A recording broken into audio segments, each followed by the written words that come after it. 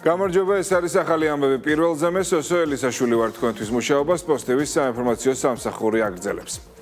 ხანგრძლივი დემოკრატიზაციით საქართველოს ევროპის და ატლანტიკური სივრცის საუკეთესო ხუთეულშია. კეთილდღეობის 12 წლიანი პროგრესით კი მსოფლიოში პირველ ადგილს იკავებს. თავისუფლებისა და კეთილდღეობის ინდექსების საფუძველზე 2026 წლის ატლასი ატლანტიკურმა საბჭომ გამოაქვეყნა. კეთილდღეობის ინდექსში საქართველომ ისტორიული მაქსიმუმი დააფიქსირა. შეფასების 100%-იანი სისტემით 75% ნახევარი დაიმსახურა. გარდა ამისა, საქართველოს ძლიერი პოლიტიკური თავისუფლების მქონე მუდმივი დემოკრატიის კატეგორიაშიც მოხვდა. საქართველოს ყველაზე მაღალი შეფასება მიიღო ისეთ წამყვან კრიტერიუმებში, როგორიცაა არჩევნები, სადაც შეფასების 100%-იანი სისტემით 82.4% დაიმსახურა. შემდეგ მოდის სამოქალაქო თავისუფლებები 81.8%-ით, რაც შეეხება კეთილდღეობის ინდექსს, ქვეყანამ ზომიერი კეთილდღეობის სტატუსი მიიღო და მსოფლიოში 47 ადგილზე გავიდა.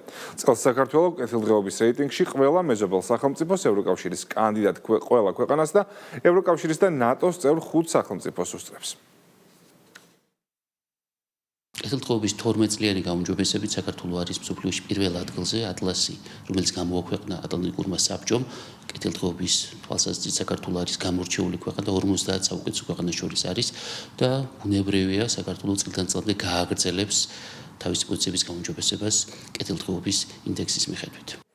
ევროპარლამენტმა და ევროსაბჭომ შავი ზღვის წყალქვეშა კაბელის პროექტს ორმხრივი ინტერესის პროექტის სტატუსი მიანიჭა. შედეგად შავი ზღვის წყალქვეშა კაბელის პროექტი ევროკავშირის ენერგეტიკული კანონმდებლობის ქვეშ ექცევა, რაც შესწავლისა და მშენებლობის ნებართვების მისაღებად პროექტის გამარტივებული პროცედურებით სარგებლობას გულისხმობს. ევროპული კანონმდებლობის თანახმად დამტკიცებულ ორმხრივი ინტერესის პროექტებს ევროკავშირის მხრიდან აქტიური სამართლებრივი, ფინანსური და ადმინისტრაციული მხარდაჭერა ექნება. შავი ზღვის წყალქვეშა კაბელის პროექტი ციფრული და წყალქვეშა მაღალი ძაბვის გადამცემი ქსელის მოწყობას ითვალისწინებს, რომელმაც საქართველოსა და ევროპის ელექტროენერგეტიკული სისტემები ერთმანეთთან უნდა დააკავშიროს.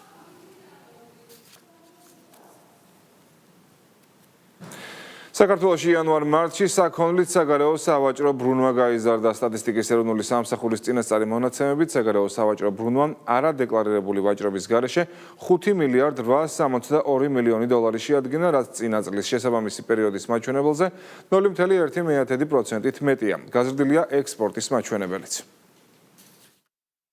მარტის თვეში ექსპორტის მნიშვნელოვანი ზრდა დაფიქსირდა და ექსპორტის მოცულობა 687 მილიონ $. გადააჭარბა, რაც მარტის თვესთან შედარებით რეკორდული მაჩვენებელია. ასევე აღსანიშნავია, რომ იანვარ-მარტის მონაცემებიც რეკორდულია და კერძოდ ექსპორტის დაახლოებით 23%-იანი ზრდა ფიქსირდება, ხოლო ექსპორტის ღირებულება $1.7 მილიონ აჭარბებს. აღსანიშნავია, რომ აღნიშნული მაჩვენებლები კიდევ ერთხელ მეტყველებს ქვეყანაში ბიზნეს აქტივობის ზრდაზე, რაც საბოლოო ჯამში პოზიტიურად აისახება ეკონომიკური ზრდის მაჩვენებლებს. დღეს ბრწყინვალე შვიდეულის სამშაბათია. მართლმადიდებლური სამყარო უფლის აღდგომის აღნიშვნას აგრძელებს. ბრწყინვალე შვიდეულის სამშაბათს საქართველოში ივერიის ყოვლადწმინდა ღვთისმშობლის ხატის ხსენების დღე აღინიშნება. ყველა მოქმედ ქრისტიანულ ტაძარში საზეიმო ღვთისმსახურება ტარდება. სრულიად საქართველოს საპატრიარქო ტახტის მოსაყდრე სადღესასწაულო წირვას მახათას ივერიის ყოვლადწმინდა ღვთისმშობლის ხატის სახელობის ეკლესიაში აღავლეს. საუკუნეთა განმავლობაში მიმდინარეობდა ხატმა ბრძოლება და ერთ-ერთი ყოვლადწმინდა ღვთისმშობლის ხატი იმისათვის, რომ გადარჩენილიყო, იყოს ზღვაში შეცურებული და სასწაულებრივად იხილავენ ათონის თაზე მოღვაწე ბერები ნათელს და ნათელში გამოჩნდება შემდგომში უკვე ყოვლადწმინდა ღვთისმშობლის ხატი, რომელიც ზღვაზე მოსჩანს და ვერავინ ვერ შეძლებს მის გამობრძანებას. ბოლოს კი გამოცხადება ექნება ერთ-ერთ ბერს, რომელიც გახლდათ ქართველი, სახელად გაბრიელი, რომ მხოლოდ მას შეუძლია, მას აქვს იმის უფლება, რომ მიახლოს და მან გამოაბრძანოს ეს ხატი და მართლაც ესეთ სასწაულებრივად მოხდება ამ ხატის დავანება უკვე ივერონის ქართველთა მონასტერში. 14 აპრილს საქართველოში დედაენის დღე აღენიშნება. ეს დღე 1978 წლის მოვლენების აღსანიშნად 1990 წლიდან დაწესდა. 48 წლის წინ თბილისში საქართველოს კომუნისტური პარტიის მიერ ქართული ენის კონსტიტუციური სტატუსის შეცვლის მცდელობის საპასუხოდ დემონსტრაციები ჩატარდა. 1978 წლის 14 აპრილს თბილისის სახელმწიფო უნივერსიტეტიდან რუსთაველის გამზირისკენ 15,000-მდე ადამიანი დაიძრა. სტუდენტებსა და ინტელიგენციის წარმომადგენლებს სხვა მოქალაქეებიც შეუერთდნენ და რუსთაველის გამზირზე თქმის 100,000 ადამიანი შეიკრიბა. პირველად საბჭოთა კავშირის ისტორიაში კომუნისტურმა რეჟიმმა უკან დაიხია.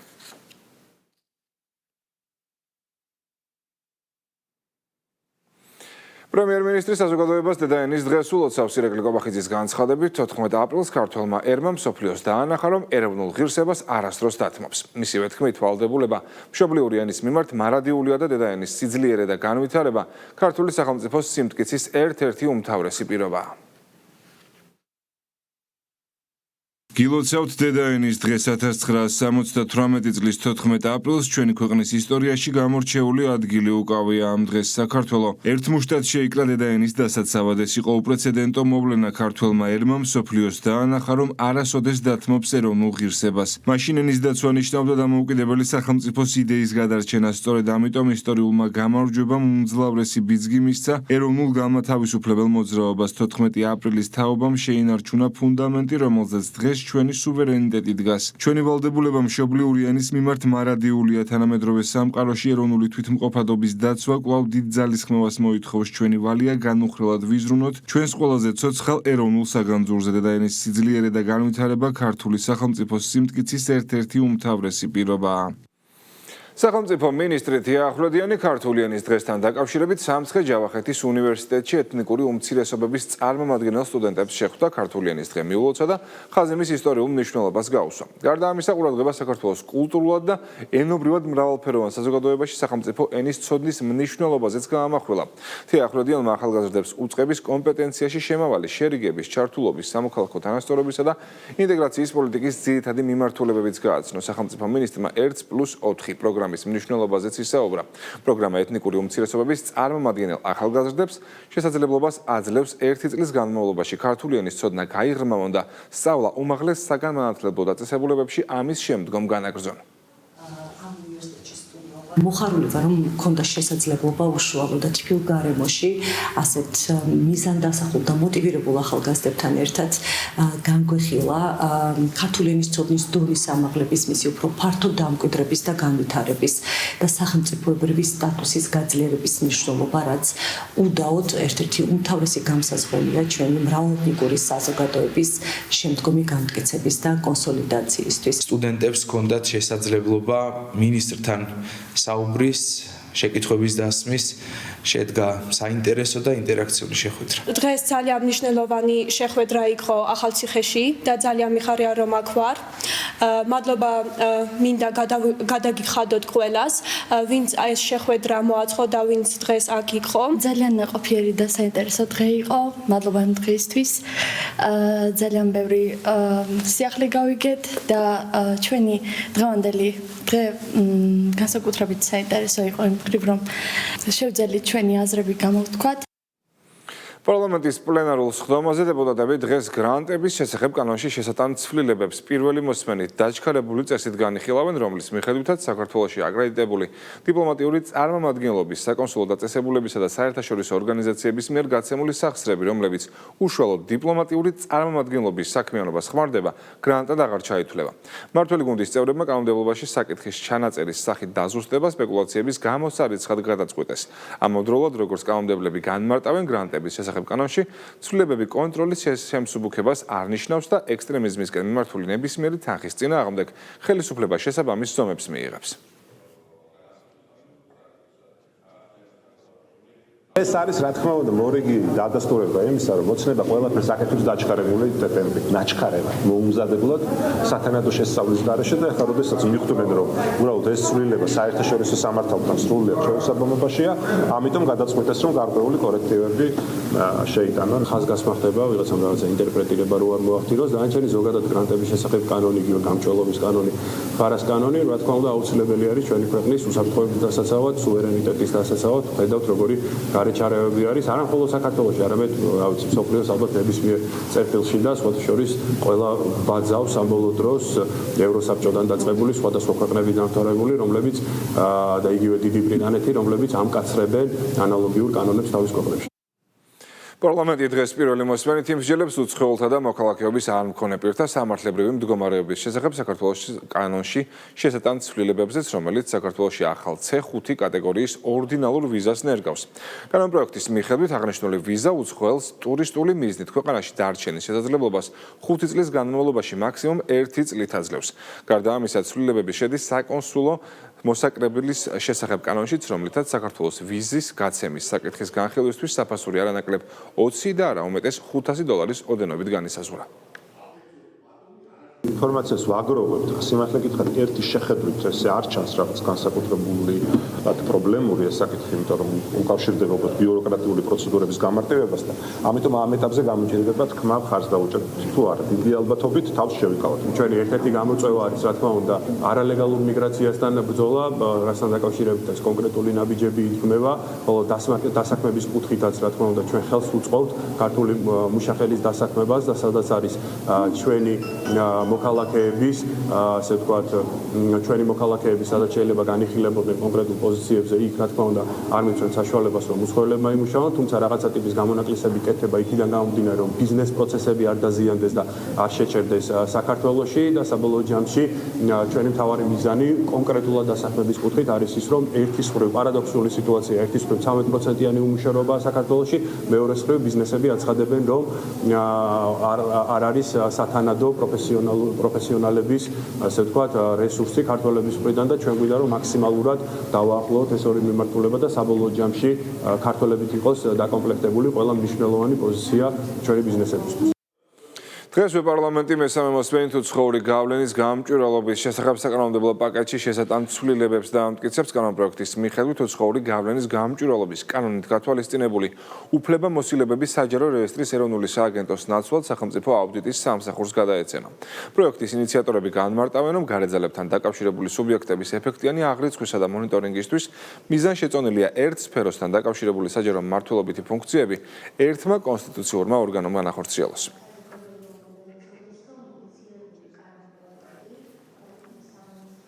გარემოს დაცვისა და სოფლის მეურნეობის მინისტრის სამუშაო ვიზიტით იტალიის რესპუბლიკაში იმყოფება დავით სონღულაშვილმა ვერონაში ღვინისა და სპირტიანი სასმელების საერთაშორისო გამოფენა ვინიტალიზე წარმოდგენილი სტენდები დაათვალიერა. მნიშვნელოვან საერთაშორისო გამოფენაში 30-ზე მეტი ქვეყანა და იტალიის მეღვინეობის ყველა რეგიონი მონაწილეობს. მინისტრმა მონაწილეობა კონფერენციაში სახელწოდებით ვაზისა და ღვინის კულტურული ღირებულების აღიარება საერთაშორისო პერსპექტივებიც მიიღო.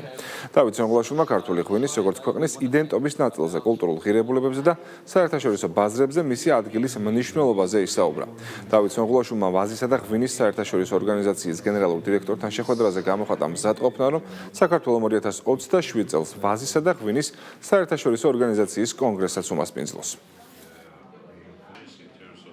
გამოფენის ფარგლებში გაიმართა პანელური დისკუსია, სადაც შესაძლებლობა ჰქონდა, რომ კიდე ერთხელ გვესაუბრა ქართული ღვინის მნიშვნელობაზე, კიდე ერთხელ ხაზი გაგვესვა ქართული ღვინის როლზე, მსოფლიო ღვინის ტრადიციაში და ისტორიაში ჰქონდა შესაძლებლობა, რომ შევხვედრილიყავით ღვინის საერთაშორისო ორგანიზაციის პრეზიდენტს, რომელთა მოლაპარაკებითაც შესაძლებელი იქნება, რომ მომავალ წელს 2027 წელს საქართველოში ჩატარდეს ღვინის საერთაშორისო კონგრესი. მოხარული ვარ, რომ შევხვდი მინისტრს დავით სონღულაშვილს. საქართველომ გამოთქვა მზადყოფნა 2027 წელს უმასპინძლოს ვაზისა და ღვინის საერთაშორისო ორგანიზაციის მსოფლიო კონგრესს. ვფიქრობ, ამ ღონისძიებაში მონაწილეობა ყველასთვის საინტერესო და სასიხარულო იქნება. ასევე მადლობელი ვარ საქართველოს მხრიდან OIV-ს ერთ-ერთი პროექტის მხარდაჭერისთვის, რომლის მიზანია ღვინისა და ვაზის კულტურის გლობალური აღიარება. ეს ჩვენი სექტორისთვის ძალიან მნიშვნელოვანია. მოუთმენლად ველოდები 8 მაისს ღვინის ეროვნული დღის აღსანიშნად საქართველოში ვიზიტს. პეტერ მადიარმა უკრაინის ევროკავშირში გაწევრიანების შესახებ ისაუბრა. მისი განცხადებით, უნგრეთი ომში მყოფი ქვეყნის დაჩქარებულ გაწევრიანებას მხარს არ დაუჭერს. ამასთან საპარლამენტო არჩევნებში გამარჯვებული პარტიის ლიდერი აცხადებს, რომ ევროკავშირის მიერ უკრაინისთვის 90 მილიარდი ევროს ოდენობის ცესხის გამოყოფას არ დაბლოკავს. გარდა ამისა, მადიარის თქმით, უნგრეთი რუსული ნავთობის შეძენას გააგრძელებს, მაგრამ ამავდროულად ენერგორესურსების შესყიდვების დივერსიფიკაციას შეეცდება. Lásd, barátság, kőolajvezeték, drusba fogjuk tárgyalni, ha szükséges, fel fogjuk bontani.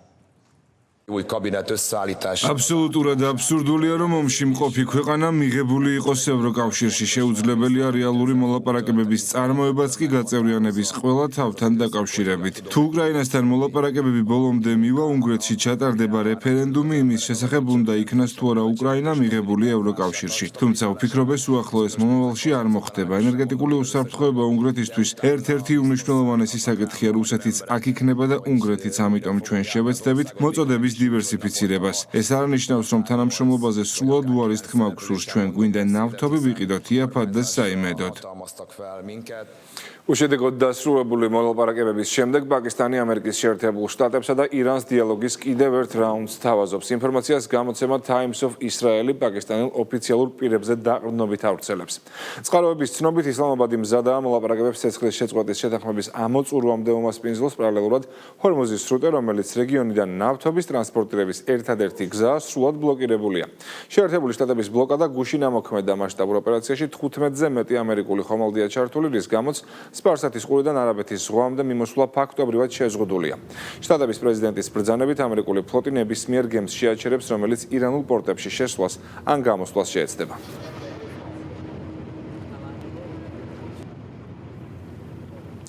მიგრაციის დეპარტამენტის თანამშრომლებმა უცხო ქვეყნის 78 მოქალაქე საქართველოდან გააძევეს. მათ შორის არიან აზერბაიჯანის, ბანგლადეშის, ბელარუსის, ეგვიპტის, თურქეთის, იემენის, ინდოეთის, კამერუნის, ინდონეზიის, ნიგერიის, პაკისტანის, რუსეთის, სომალის, ჩინეთის და სხვა სახელმწიფოების მოქალაქეები. მოქმედი კანონმდებლობის შესაბამისად გაძევებულ პირებს ქვეყანაში შემოსვლის აკრძალვაც დაუწესდათ. პოლიციამ თბილისსა და რეგიონებში ნარკოდანაშაულის ბრალდებით სხვადასხვა დროს 11 პირი დააკავა, მათ შორის როგორც საქართველოს, ისე უცხო ქვეყნის მოქალაქეებიც არიან. ნივთმტკიცება და ამოღებული სარეალიზაციოდ გამზადებული სხვადასხვა სახის განსაკუთრებით დიდი ოდენობით ნარკოტიკული საშუალება, მათ შორის მეთადონი, ალფა, PVP, მარიხუანა, კეტამინი და MDMA. დანაშაული 20 წლამდიან უბადო თავისუფლების აღკვეთას ითვალისწინებს.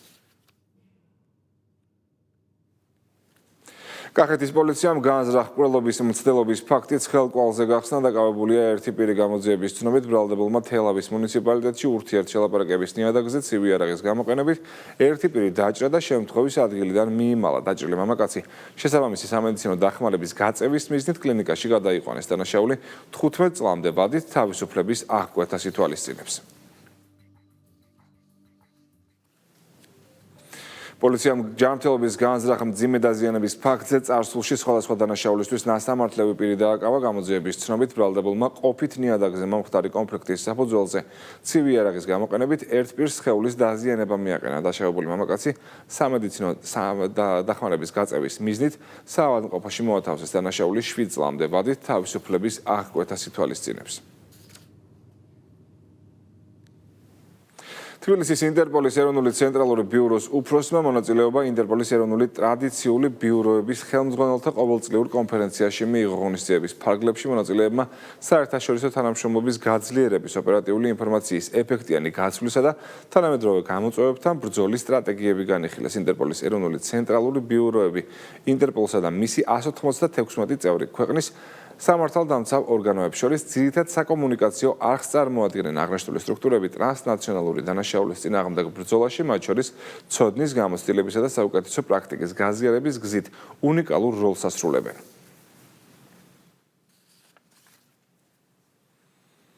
გარემოს დაცვითი ზედამხედველობის დეპარტამენტის სამეგრელო ზემო სვანეთის რეგიონული სამმართველოს თანამშრომლებმა ხობის მუნიციპალიტეტში უკანონო თევზჭერის ფაქტები გამოავლინეს. სოფლებში ახალ ხიბულასა და საჯიჯაოში მოქალაქეები თევზს ელექტროიარაღების გამოყენებით იჭერდნენ. ორივე ფაქტი სისხლის სამართლის დანაშაულის ნიშნებს შეიცავს, ამიტომ მასალების შემდგომი რეაგირების მიზნით შესაბამის უწყებაში გადაიგზავნა. ელექტროიარაღის გამოყენებით თევზჭერა ზიანს აყენებს არა მხოლოდ თევზს, არამედ წყლის მთელ ბიომრავალფეროვნებას.